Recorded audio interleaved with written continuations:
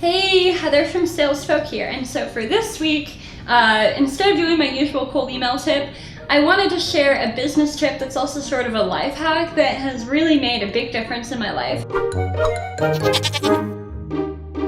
For those of you who know me or follow me, you probably know that I'm traveling at least 3 months of a year, and I manage a company that I founded myself that is totally bootstrapped with more than 40 people, and we're growing pretty fast. A lot of people wonder, and you probably are too, Heather, how do you manage so many people when you're the only co-founder and you're never in the same place and your team isn't even in the same place? Oh, I'm gonna tell you my secret. Vietnamese coffee with goat milk. Just kidding. The secret to what I do and how I work and how my team works and how I live is effective remote collaboration. And while that sounds kind of jargony, it's true. What that really means is that I work with people that are capable of working well together, not in the same place.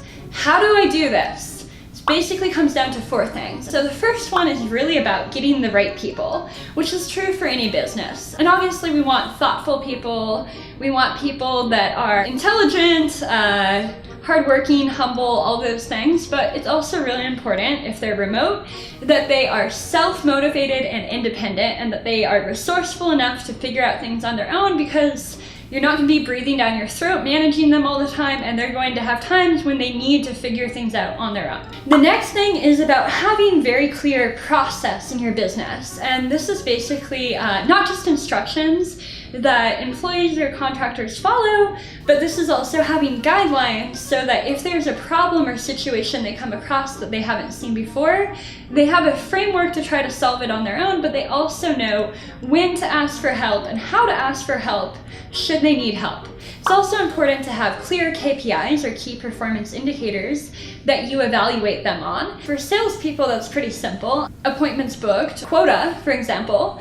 But for other things like editors or writers, that gets a little bit messier, but you can base that on deadlines, you can have internal rating systems. There's a lot of things like that that you can do that we found work really well. Aside from that, it's also about building a culture and a sense of teamwork and togetherness, even if you're not even in the same place. How we do that at SalesFolk is whenever someone new joins the team, we make sure to recognize them and welcome them no matter what their position is.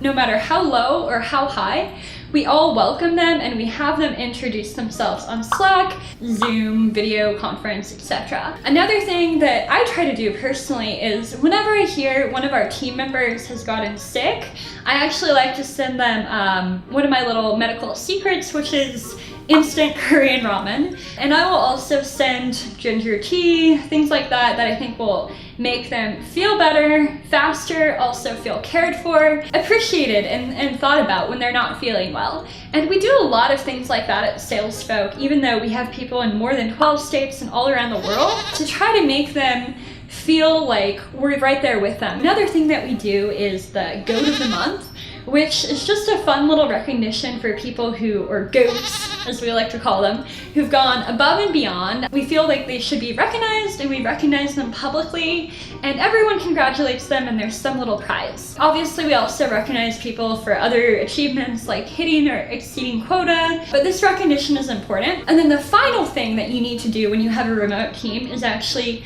get them together in person.